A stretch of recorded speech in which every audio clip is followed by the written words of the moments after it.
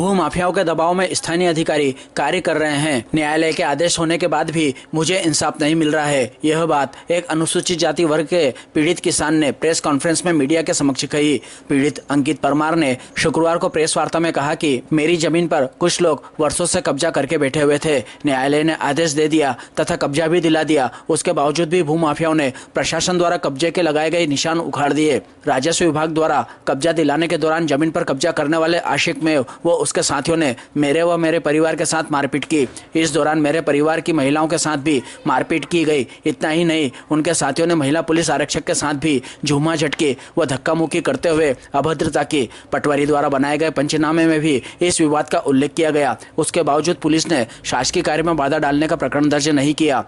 Press वार्ता में अंकित के पिता पन्ना लाल जी एवं अखिल भारतीय भलाई महासंघ प्रदेश महामंत्री ओम प्रकाश परमार भी मौजूद थे। मेरा नाम अंकित परमार है और मैं जूनानागदा का निवासी हूँ। मेरे पिताजी का नाम पन्ना लाल जी है। मैं अनुसूचित जाति का हूँ और चाय की दुकान करके मेरा परिवार का और मेरा पालन पोषण करता हूँ। और मेरी पितृक जमीन जूनानागदा स्थित जो रंगोली गार्डन से सीधा रोड जाता है, उसमें भीमपुरा के समथिंग ज़मीन है, गांव जूनानागदा में। और इस पर जमीन टोटल 5.5 बीघा जमीन है। और ईट भट्टा संचालक आशिक मेव जिन्हें ज़मीन को खनन कर 2.5 बीघा ज़मीन को खोद दी गई और बाकी पर उनने कब्जा कर रखा था, जिसकी मैंने जन सुनवाई उज्जैन और अपने नागदा में भी आवेदन दिया था। तो उनने मेरे को समझाई दी थी कि इसके लिए तो आपको नकदी वक्ती करवानी पड़ेगी और कागज़ वागज़ सब कुछ। तो फिर मैंने हमारे नाम के जो कागज़ थे वो सब कुछ प्रस्तुत किए और फिर उसके बावजूद मैंने इसके लिए सीमांकन का आदेश करवाया। तहसीलदार साहब के कहने पर फिर आदेश हुआ, मेरा सीमांकन का आदेश करवाया। नकदी हुई। नकदी में जब वहाँ भी आशिक में हमने बहुत ये करा कि नहीं ऐसा कुछ भी नहीं है और तू क्या कर रहा है, ये मेरी ज़मीन है, ऐसा वैसा। और मुझे उस टाइम भी मारने की और छूट धमकी दी गई कि इसको तो मार देंगे, कि कोई दिक्कत नहीं, तू कर ले, आज तेरा कर ले, लेकिन ज़मीन नहीं ले पाएगा। ने फिर शाम को जब ऐसा हुआ तो कि 2 लाख रुपये बीघा में देता हो तो दे दे, और ज़मीन सिर्फ मेरी पूरी ज़मीन वो सिर्फ 10 लाख रुपये में हड़पना चाहते थे, जबकि वो ज़मीन 1 करोड़ की लगभग समथिंग में आ गई। उसके बाद फिर जब वहाँ पर ऐसा हुआ तो हमें पटवारी साहब ने और सबने समझाई दी गई है कि आप झगड़ा मत करो, ऐसा करो, आप इसके खिलाफ अगर इनकी ज़मीन नहीं है तो केस करो। और हमें बोला कि आप 250 की कार्रवाई करो। फिर मैंने उसके बाद 250 की धारा 250 की पूरी कार्रवाई लड़ी। और उसके बाद जब पूरी ये करने के बाद फिर 2 तारीख को जब हमें मौके पर कब्जा मिला और मैं केस जीता, उसके बाद तहसीलदार साहब महोदय के वहाँ केस भी चला। मेरा केस चलने के बाद तारीख भी लड़ी। उसके बाद मुझे जब आदेश मिला और हम मौके पर कब्जा पुलिस बल और RI साहब, पटवारी साहब सब कुछ लेकर टीम पूरी पहुँची वहाँ। और वहाँ कब्जा जब ये हुआ मौके पर, उसमें भी उन्हें बहुत ये करा कि नहीं कि ज़मीन यहाँ है ही नहीं और हमें हमारा पोल नहीं निकालने दिए। फिर भी हमने वो शासन ने और इन मदद से पहले मेरी नकदी करके खंबे सब कुछ लगवाए गए। खंबे लगवाने के बावजूद आशिक में बोलता है कि कुछ नहीं, उसके साथीगणों को बोलता है कि मारो इनको, क्योंकि ये बराल्टा यहाँ आज अगर ज़मीन ले लेगा तो फिर रहेगा क्या, क्योंकि इसका मौके पे कब्जा ही हो गया है, तो कि मारो इसको। तो उसके साथीगण ने मुझे और मेरे परिवार को, मेरा भतीजा संजू जो कि ट्रैक्टर बोला था कि आप ट्रैक्टर चला सकते हैं, आपका कब्जा हो गया और आप चलाओ ट्रैक्टर। RI साहब भी वहीं थे, पटवारी साहब सब कुछ ने, पुलिस बल ने बोला कि आप ट्रैक्टर चलाओ। तो मैं ट्रैक्टर जब मेरा भतीजा चलाने गया तो उन्हें लाठीचार्ज करी। वो आशिक बोले कि मारो तुमको इन बराल्टों को, ये इनको आज इनका कब्जा हो जाएगा। और इसके साथी और सब ने मिलकर हमें मारने लगे। मुझे जैसे झापट मारी आशिक ने झापट मारी। इतने में मेरी वाइफ आई, मेरी पत्नी, उन्हें धक्का दे दिया। वो और बोले कि क्या है यहाँ, तुम ऐसे नहीं समझोगे, और लट मार चलने लगे। इसलिए वहाँ ज़्यादा वीडियो जो भी बना रहे थे सब हाहाकार हो गए और सब भागने लगे।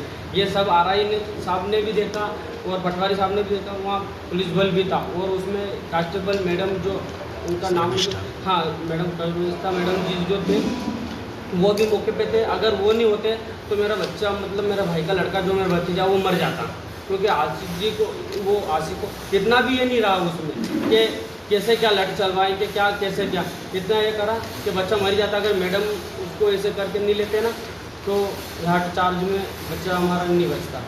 फिर उन मैडम का भी हाथ ये हो गया वहाँ बचाने में, तो उसके बावजूद उन्होंने सरकार में भी वादा करी, मैडम से भी आग्रह की।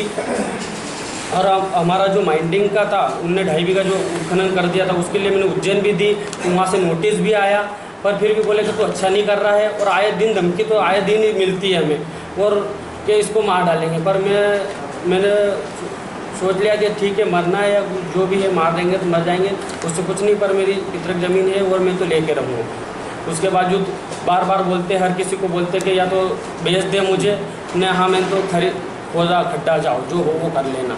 उससे आए दिन मुझे धमकी मिलती रहती है। उसके बावजूद हमने पुलिस बल और ये भी अब जाके पहले अच्छी मदद करी, पर अब जाके शासन और राजस्व विभाग अब कुछ नहीं कर रहा है, क्योंकि मौके पे मेरा कब्जा होने के बावजूद अब वहाँ खंबे दिन में लगा, 2 तारीख के दिन लगा गया है, और रात में इनने आशिक में ने उनके साथीगण के साथ खंबे सब निकला दिए, जबकि 30 खंबे लगवाए थे।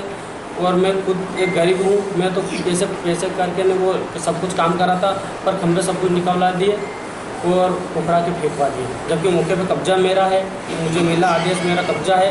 पर जो चुनाव चिन्ह निशान थे वो सब खंबे उन्हें निकाल फेंके, और कि कब्जा ये नहीं है हमारा, ऐसा करके ने बात विवाद और जो झगड़ा हुआ वो तो से और मारने आने के आए दिन धमकी दे रहे हैं, अभी भी दे रहे हैं। और इसमें मैंने शिकायत वापिस तहसीलदार साहब को भी करी कि ऐसा ऐसा है, एडीएम साहब को भी, तो एडीएम साहब भी थोड़ा टाल मटोल रहे कि हाँ ठीक है, ऐसा है वैसा हम करवाएंगे, तुम ये मत करो। और तहसीलदार साहब को भी वापस पटवारी साहब ने वो रिपोर्ट भी पहुंचा, पंचनामा भी पहुंचा दिया कि हमने मौके पर जहाँ कब्जा दिलाया तो वहाँ निशान चिन्ह हटा दिए हैं, वो रिपोर्ट भी वापस प्रस्तुत कर दी। पर वो वहाँ से राज्य से वो रिपोर्ट थाने में नहीं पहुँचा रहे, और थाने वाले भी इसमें प्रशासन, पुलिस प्रशासन भी थोड़ा सख्ती से ये नहीं कर रहा। और जिनने भी सबने मारपीट करी हमारे साथ, इन पे केस और इनको कोई जेल अभी कुछ भी ये नहीं हुआ है, बस तो सब फरारी काट रहे हैं। आगे आप क्या चाहते हैं? इतनी कहानी आपने पूरी सुना दी सब कुछ, आगे आप क्या चाहते हैं? शासन प्रशासन आप क्या गुहार करें? हमारा यही निवेदन है कि हमारी ज़मीन मिले बहु, और जो भी उसने ये खनन करा उस पर कार्रवाई हो, जैसे कार्रवाई करी, लेकिन उस पर कार्रवाई हो नहीं रही है वो उस प्रकार से। और उनको ना अभी तक पुलिस बल ने कुछ ये करा है, उनको गिरफ्तार वगैरह कुछ भी नहीं किया गया है। जिस दिन जमीन पे झगड़ा हुआ था जी, उस दिन पुलिस से भी हाथापाई हुई थी क्या? जी। तो पुलिस का कहना है कि पुलिस कर्मचारी के साथ कोई मारपीट नहीं हुई। हाँ पुलिस, हाँ बाबूजी, पुलिस ये क्या है ना कि उसके और पुलिस बल, तो पुलिस की बात में सच्चाई है, झूठ बोल रही पुलिस कि पुलिस कर्मचारी के साथ कोई मारपीट नहीं हुई? आप फुटेज में भी देख सकते हो, वो फुटेज भी है, उसमें मैडम के साथ हाथापाई हुई है, और खुद बोल रहे कि इसने मेरे को मारा है, कि ये भी हुआ बाबूजी। उसके जिले में आपके लिए अलग से थाने खुले गए वहाँ गए थे क्या? जी, मुझे देखते हैं कुछ थाने खुला, थाना खुला रहता है, डिस्ट्रिक्ट में रहता है, वहाँ इस संबंध में आपने कोई आपके साथ में अत्याचार हो रहा है तो वहाँ खाली क्या आपने उसमें अभी बाबूजी पहले मैंने एक बार पहले रिपोर्ट दे के आ गया था। अभी आपके साथ में पुलिस वालों के सामने मारपीट हुई, यहाँ की पुलिस नहीं सुन रही, तो आपके लिए थाना बना हुआ है, डिस्ट्रिक्ट में थाना रहता है, जी जी, कार्रवाई करी क्या? वहाँ मैंने आवेदन बना लिया, वहाँ बस कल जाने का है, तो उसके लिए भी आवेदन बना लिया है हमने, हरिजन के लिए। आगे आप क्या करें? आपकी समस्या हल नहीं होता और आपकी नहीं सुनी जाती, आगे आपको क्या करें? अगर ये नहीं होगा तो बाबूजी मैं तो गरीब परिवार से हूँ, और मैं आप मीडिया बंधुओं से सबसे निवेदन करना चाहता हूँ, मुझे मेरी पितृक ज़मीन दिलाया जाए, और इस आशिक मेव के खिलाफ प्रकरण दर्ज करवाओ और मुझे न्याय दिलवाओ। क्योंकि आशिक मेव के अलावा और किन का कब्जा था? हाँ, शंभू पिता फक्का जी, और विरोध में उनके साले और उनके लड़के वगैरह सबने मारपीट करी है, जिनके नाम भी मैं बता सकता हूँ। कब्जा मिलने के बाद सिर्फ आशिक मेव द्वारा ही तो आपको किया जा रहा है? हाँ, आशिक मेव के साथ वो उनके द्वारा नहीं किया जा, कि उनके द्वारा भी किया जा रहा है? उनके उनको ये कर रहे हैं कि तुम ये करो, लेकिन उनने है ना उसके बाद वो ये नहीं कर रहे, आशिक मेव ज़्यादा ये कर रहे हैं, और वो आशिक मेव ने पूरी ज़मीन ही हमारी ये करवा दी है। ऐसा भी सुनने में आया कि पूर्व में आपकी दादी द्वारा उनको ज़मीन बेच दी गई थी। बाबूजी वो है ना ज़मीन बेची नहीं थी, उनने क्या है कि उसको एक उस पर देते हैं ना लिस्ट पे, ऐसे उस टाइप से वो कर रखा था, और इनने फिर अनुबंध करवा लिया। पहले पढ़े लिखे थे नहीं दादी वगैरह, और उस पर फिर हमने ये भी करा उनसे निवेदन, और अगर ऐसा कुछ है तो बता, तो उनने ऐसा कुछ भी ये नहीं करा हमसे।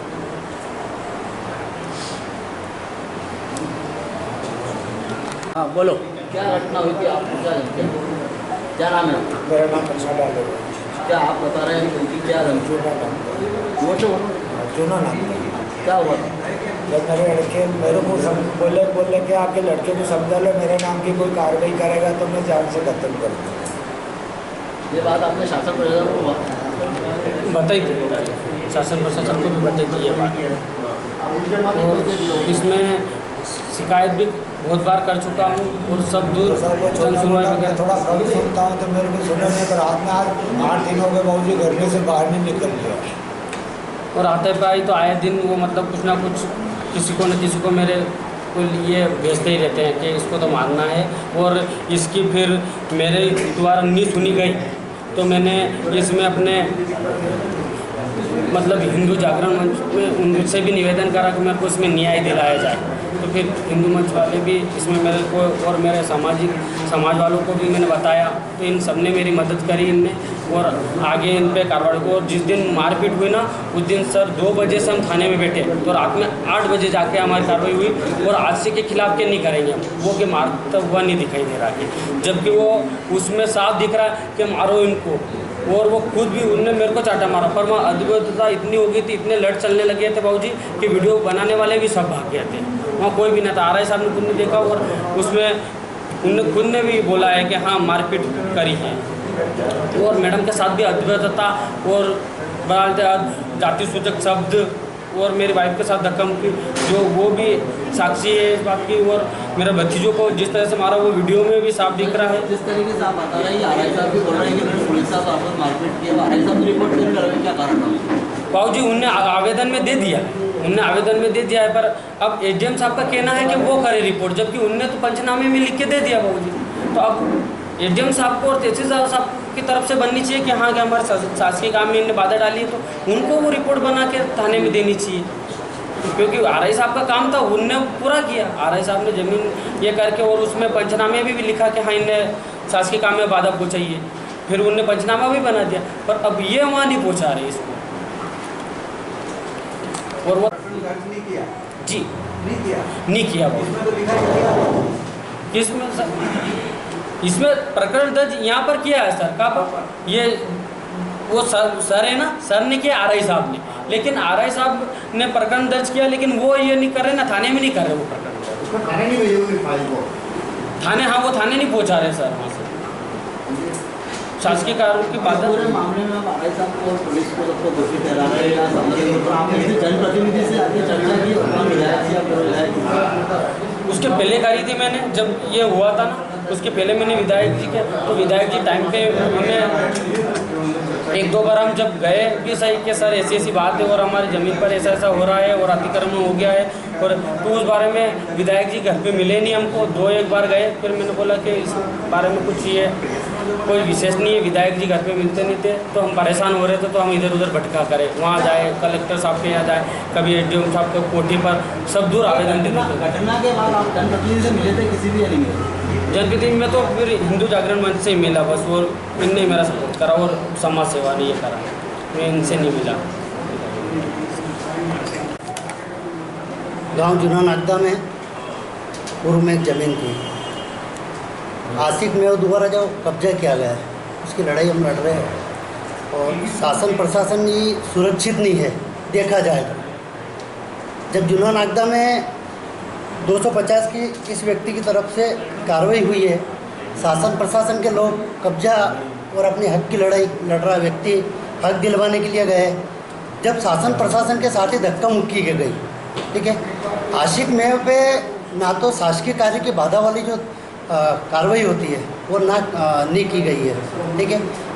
अगर जो देखा जाए अभी पूर्व में बाईपास की एक घटना है, पुलिस सिर्फ इतिश्री कर रही है छोटी मोटी धारा करके, बाईपास के नज़दीक की एक ईंट भट्टे के पास की एक कार्रवाई है साहब, वहाँ कार्रवाई में ये हुआ था कि अगर जो पुलिस वाले के साथ में धक्का मुक्की हुई है तो तुरंत ही शासकीय कार्य की बाधा में उसके ऊपर प्रकरण दर्ज कर लिया गया था। अब यहाँ पर अतिश्री ये की जा रही है, आशीष मेव को बचाने का पुलिस प्रशासन मदद कर रही है उसकी, वो मदद नहीं करना चाहिए, ये व्यक्ति अपने हक की लड़ाई लड़ रहा है। साथ ही हमारे हिंदू जागरण मंच के माननीय भीरूलाल जी टांक साहब, उनने अनुसूचित जाति वर्ग के एक व्यक्ति को जो इतनी मदद की हक की लड़ाई के लिए, उन्हें हक दिलाने का इतना प्रयास किया, उसके लिए धन्यवाद के पात्र है। साथ ही हम प्रशासन से यही निवेदन कर रहे हैं कि शासन प्रशासन शासकीय कार्य के बाधा वाला जो है प्रकरण दर्ज करे आशिक मेहू के ऊपर, साथ ही इस व्यक्ति को न्याय दिलाए।